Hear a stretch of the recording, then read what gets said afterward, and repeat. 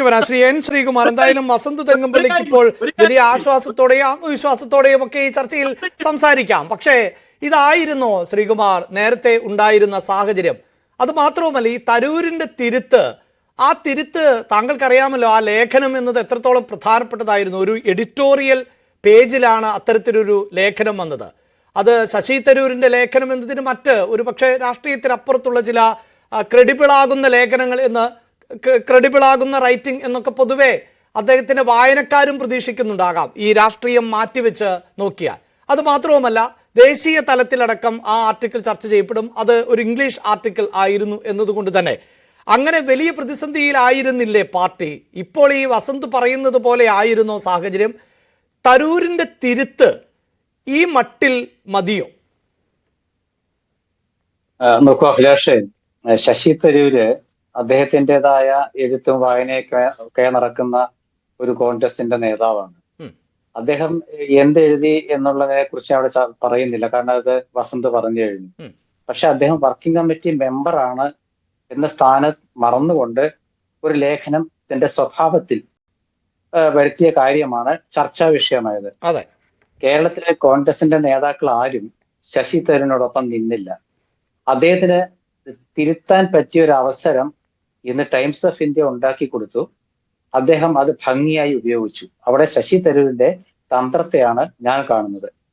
കാരണം times of India വളരെ വ്യക്തമായിട്ട് പറഞ്ഞിട്ടുണ്ട്, കഴിഞ്ഞ 9 വർഷമായിട്ട് കേരളത്തിൽ ഒരു 50,042 എത്രയോ മറ്റേ ചെറുകിട വ്യവസായങ്ങൾ കൂട്ടി.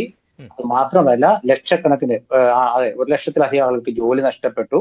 ഇതെല്ലാം വളരെ കൃത്യമായി എഴുതിയപ്പോൾ അദ്ദേഹം പറഞ്ഞു അത് സ്റ്റാർട്ടപ്പ് കടലാസിൽ മാത്രം പോരാ എന്ന് അദ്ദേഹം എഴുതി. ശ്രീ ശശി തരൂർ ലേഖനവും അതുപോലെ ഇന്ത്യൻ എക്സ്പ്രസിന്റെ ഖണ്ഡശ പ്രസിദ്ധീകരിച്ച അദ്ദേഹത്തിന്റെ അഭിപ്രായങ്ങളൊക്കെ പറഞ്ഞപ്പോൾ തന്നെ VD സതീശൻ പത്രസമ്മേളനം വിളിച്ച് പറഞ്ഞു അദ്ദേഹത്തിന് കിട്ടിയ ഡാറ്റകൾ തെറ്റാണ്, അത് ഗവൺമെന്റ് പർവ്വതീകരിച്ചതാണ് എന്ന് വളരെ ശശി തരൂർ പറഞ്ഞിരുന്നു. ഞാനത് തിരുത്തും, ഡാറ്റ തന്നാൽ തിരുത്താമെന്ന് പറഞ്ഞു. ഡാറ്റ തന്നിട്ട് അദ്ദേഹം തിരുത്തിയത് ഇന്നാണ്. പക്ഷെ അതിനുശേഷം ഒരുപാട് കാര്യങ്ങൾ കോൺഗ്രസിൽ നടന്നു. രാഹുൽ ഗാന്ധി യോഗം വിളിച്ചു. ശശി തരൂർ രാഹുൽ ഗാന്ധിയെ കാണണമെന്ന് ആവശ്യപ്പെട്ടു. അദ്ദേഹം കണ്ടു. അതിനുശേഷം 30 കോൺഗ്രസ് നേതാക്കളുടെ യോഗം ഡൽഹിയിൽ വിളിച്ചു. ഈ 30 പേരിൽ 29 പേരെന്തായാലും ഉണ്ടല്ലോ, 30ാമത്തെ ആൾ ശശി തരൂർ ആയിരിക്കാം. ഈ 29 പേരും ഒരുപക്ഷെ ശശി തരൂരിനോട് യോജിച്ചിട്ടുണ്ടാവില്ല. അപ്പൊ അത് മാത്രമല്ല, കേരളത്തില് 2025 കഴിഞ്ഞിട്ടാണ് 2026 വരുന്നത്.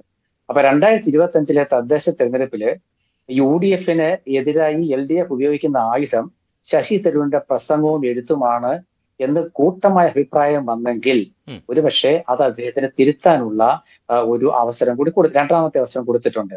അപ്പൊ 2 കാര്യങ്ങൾ ശശി തരൂരിന്റെ ഭാഗ്യമുണ്ട്. അതായത് ടൈംസ് ഓഫ് ഇന്ത്യയുടെ ഇന്നത്തെ ആ ഒരു ലേഖനം, കൃത്യമായിട്ട് അവർ ആ ലേഖനം വളരെ അന്വേഷണാത്മകമായിട്ടുണ്ട് അതല്ലേ പറഞ്ഞിട്ടുണ്ട്, കേരളത്തിലെ സ്റ്റാർട്ടപ്പിനെ സംബന്ധിച്ച് വന്നിട്ടുള്ള അഭിപ്രായങ്ങൾ മുഴുവൻ തെറ്റാണെന്ന്. അപ്പൊ അങ്ങനെ വരുമ്പോൾ ശശി തരൂര് തിരുത്തി. ഇനി വേറൊരു കാര്യം എന്താണെന്ന് വെച്ചാല്, ശശി തരൂരിന് കാര്യം ബോധ്യമായി. കാരണം താനൊരു ലേഖനം എഴുതിയത് കൊണ്ട് ഗുണം കിട്ടുകയല്ല, അത് മുതലെടുക്കുന്നത് LDF ആണെന്ന് അദ്ദേഹത്തിന് പെട്ടെന്ന് മനസ്സിലായി. കാരണം ശശി തരൂർ ഈ അഭിപ്രായ പ്രകടനം നടത്തിയത് ഫെബ്രുവരി 14-ാം തീയതിയാണ്. 15-ാം തീയതി മുതൽ ഇന്നലെ 1-ാം തീയതി വരെയുള്ള CPMന്റെ മുഖപത്രം എടുത്ത് നിങ്ങൾ വായിച്ചു നോക്കിയാൽ ഓരോ ദിവസവും കോൺഗ്രസ് വിരുദ്ധ വാർത്തകൾ തലക്കെട്ടായി വന്നിരിക്കുന്നത് മിക്കവാറും 3-4 ദിവസങ്ങളിൽ ശശി തരൂരിന്റേതാണ്. അതുമാത്രമല്ല, പാർട്ടി സെക്രട്ടറി MV ഗോവിന്ദൻ മാഷ് ഇന്ന് അദ്ദേഹം ശശി തരൂരിന്റെ ലേഖനം എക്സില് വരുന്നതിന് മുമ്പാണെന്ന് തോന്നുന്നു, ശശി തരൂര് LDF വരണമെന്ന് ആഗ്രഹിച്ചു എന്നും പറഞ്ഞിട്ടുണ്ട്. അപ്പൊ ഇതൊക്കെ അദ്ദേഹം ശശി തരൂർ തിരിച്ചറിഞ്ഞു. കാരണം കേരളത്തിലെ കോൺഗ്രസുകാരുടെ പൊതുവികാരം മനസ്സിലാക്കാതെയാണോ അവരുടെ പ്രവർത്തനം, അവരുടെ വിയർപ്പ്, അവരുടെ മുദ്രാവാക്യം വിളി, അവർക്ക് നേരെയുള്ള ലാത്തിച്ചാർജ്, ഗവൺമെന്റ് വിരുദ്ധ വികാരം, ഉപതെരഞ്ഞെടുപ്പുകളിലെ ജയം, ഇതൊന്നും കാണാതെയാണോ താൻ ഇത് ഗവൺമെന്റ് നൽകിയ ഡാറ്റകളുടെ അടിസ്ഥാനത്തിൽ ഒരു ലേഖനം എഴുതിയെന്ന് അദ്ദേഹം ചിന്തിച്ചു കാണും. തീർച്ചയായിട്ടും കിട്ടിയ അവസരം ഇന്നാണ് അദ്ദേഹം അത് പ്രയോജനപ്പെടുത്തി. ഇവിടെ ഞാൻ മറ്റൊരു കാര്യം കാണുന്നത്, CPM നേതാക്കൾ ഓരോ ദിവസവും പറഞ്ഞ കാര്യങ്ങളൊക്കെ നമുക്കറിയാം. പക്ഷെ ഇതിനിടയ്ക്ക് DYFIക്കാര് അവര് മാവാസോ എന്ന് പറഞ്ഞിട്ട് അവർ ഇതിനെക്കുറിച്ച് സംരംഭത്തെ സെമിനാർ സംഘടിപ്പിച്ചപ്പോൾ ശശി തരൂരിനെ അവർ ക്ഷണിച്ചു. അപ്പോഴും അദ്ദേഹം അതിന്റെ അപകടം മനസ്സിലാക്കി കാണുമെന്ന് ഞാൻ കരുതുന്നു. മാത്രമല്ല, ഈ മാവോസ എന്നുള്ള ഒരു ആഫ്രിക്കൻ വാക്കെടുത്ത് ഇട്ടിട്ട് ഒരു സെമിനാർ നടത്തിയത് എന്തടിസ്ഥാനത്തിലാണെന്ന് അറിയില്ല. ഒരു പക്ഷേ ശശി തരൂർ വരും എന്ന ഉദ്ദേശത്തിലായിരിക്കാം ആ സെമിനാർ പൊടുന്നനെ സംഘടിപ്പിച്ചെന്ന് ഞാൻ കരുതുന്നു. ആ സെമിനാർ ഇപ്പോൾ നടക്കുകയാണെന്ന് തോന്നുന്നു. ആ സെമിനാർ നടക്കുന്നതിനിടയ്ക്കാണ് ഈ ഗവൺമെന്റിന്റെ കണക്കിലെ കള്ളത്തരം പുറത്തു വന്നത്.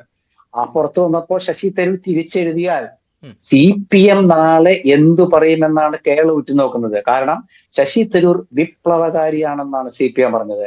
ശശി തരൂർ അനാഥമാവില്ലെന്നാണ് മുൻ ധനമന്ത്രി തോമസ് ഐസക് പറഞ്ഞത്. ശശി തരൂരിനെ പുകഴ്ത്തി EP ജയരാജൻ വന്നു, ഗോവിന്ദ മാഷ് വന്നു. കേരളത്തിലെ പ്രതിപക്ഷത്തിന് ഗവൺമെന്റിന്റെ വ്യവസായ പുരോഗതി മനസ്സിലായെന്ന് മുഖ്യമന്ത്രിയും പറഞ്ഞു. ഇത്രയും പേർ പറഞ്ഞ സ്ഥിതിക്ക് ഈ ലേഖനം വരുമ്പോൾ ശശി തരൂരിന് നാളെ കോൺഗ്രസ് കിട്ടാവുന്ന അംഗീകാരം വളരെ വിപുലമാണ്. ശശി തരൂർ കോൺഗ്രസില് അദ്ദേഹത്തിന് നഷ്ടപ്പെട്ടു എന്ന് കരുതിയ സ്ഥാനം അദ്ദേഹം തിരിച്ചെടുത്തു. വർക്കിംഗ് കമ്മിറ്റി മെമ്പർ എന്ന നിലയ്ക്ക് ശശി തരൂർ താൻ കോൺഗ്രസിന്റെ പ്രവർത്തകരെയും നേതാക്കളെയും നയിക്കേണ്ട ഒരു കമ്മിറ്റിയിലെ ഒരു അംഗമാണ് എന്ന് മനസ്സിലാക്കിയ ശശി തരൂരിനെ നാളെ കോൺഗ്രസ് കൂടുതൽ ബഹുമാനത്തോടെ കൂടെ പാർട്ടിയിലേക്ക് സ്വീകരിക്കാനുള്ള അവസരം അദ്ദേഹം തന്നെ ഉണ്ടാക്കിയിരിക്കുന്നു. ശശി തരൂരിന്റെ പല നടപടിക്രമങ്ങളെയും ഒരു വിമർശന സമീപനത്തോടെ കാണുന്ന ഒരാളാണ് ഞാൻ. കാരണം അദ്ദേഹം കോൺഗ്രസിന്റെ സമീപനത്തോട് യോജിച്ച് പോകാറില്ല ചില സമയത്ത്. അതൊക്കെ പക്ഷേ ചില അത്ര ആ സംശയം തന്നെയാണ് ഞാൻ താങ്കൾ പറഞ്ഞപ്പോൾ ഒരു പ്രധാനപ്പെട്ട കാര്യം. അതായത് ഇങ്ങനെ ഒരു ലേഖനം എഴുതിയാൽ അത് മുതലാക്കുന്നുണ്ട് ഇടതുപക്ഷം അല്ലെങ്കിൽ CPIM എന്ന് ശശി തരൂർ തിരിച്ചറിഞ്ഞിട്ടുണ്ടാകാമെന്ന് പറയുന്നു.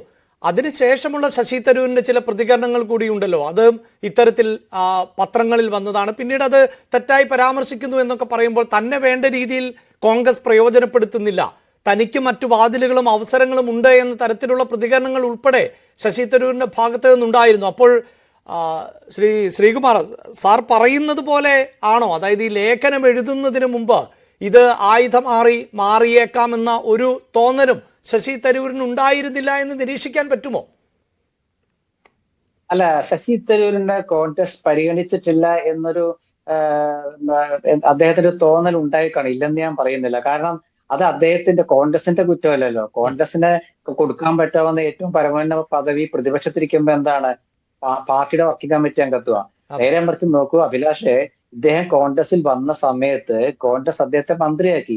ഇത് പൊതു സമീപനമാണ് കോൺഗ്രസിന്റെ. അതായത് KR നാരായണൻ ആണെങ്കിലും നട്വർ സിംഗ് ആണെങ്കിലും അരുൺ നെഹ്റു ആണെങ്കിലും അരുൺ സിംഗ് ആണെങ്കിലും മണിശങ്കർ അയ്യർ ആണെങ്കിലും നമ്മുടെ കേരളത്തിലെ പരേസ് കൃഷ്ണകുമാർ ആണെങ്കിലും ഇവരൊക്കെ ഉദ്യോഗസ്ഥ തലത്തിൽ നിന്ന് വന്നപ്പോൾ അവർക്കൊക്കെ മന്ത്രിസ്ഥാനം കൊടുത്തു. കാരണം അന്ന് കേന്ദ്രം ഭരിക്കുന്നത് കോൺഗ്രസ് ആയിരുന്നു.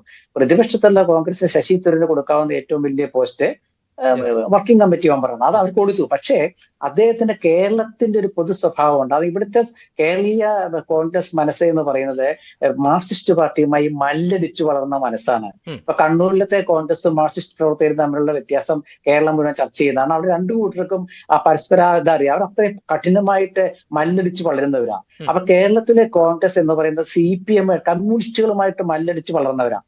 ആ കമ്മ്യൂണിസ്റ്റ് പാർട്ടി 9ാം വർഷത്തിലേക്ക് എത്തുമ്പോൾ അവരെ പുകഴ്ത്തുന്ന വർക്കിംഗ് കമ്മിറ്റി അംഗത്തിന്റെ തീരുമാനത്തോട് അവർക്ക് ഒരിക്കലും യോജിക്കാൻ പറ്റിയിട്ടില്ല. പക്ഷെ ഈ വികാരം ശശി തരൂർ തിരിച്ചറിഞ്ഞപ്പോൾ ഒരു 2 ആഴ്ച വൈകി എന്നുള്ള ശരിയാണ്. പക്ഷെ വൈകിയപ്പോൾ നോക്കൂ, അദ്ദേഹം ഒട്ടും മടിച്ചില്ല. അദ്ദേഹം തിരുത്തിയത് മാത്രമല്ല, നാളെ CPM പ്രത്യേക DYFIയുടെ ഈ മാവോസ എന്ന സെമിനാർ നടക്കുന്ന കാലത്ത്, CPMന്റെ സമ്മേളനം നടക്കാൻ പോകുന്ന കാലത്ത് എല്ലാവരുടെയും വായടപ്പിക്കാൻ അദ്ദേഹത്തിന് കഴിഞ്ഞു. ഇത് അദ്ദേഹത്തെ കോൺഗ്രസിൽ കൂടുതൽ സ്വീകാര്യനാക്കാനുള്ള ഒരു വഴി അദ്ദേഹം തന്നെ തുറന്നു എന്നാണ് എനിക്ക് മനസ്സിലാകുന്നത്. ഞാൻ താങ്കളിലേക്ക് വരാം.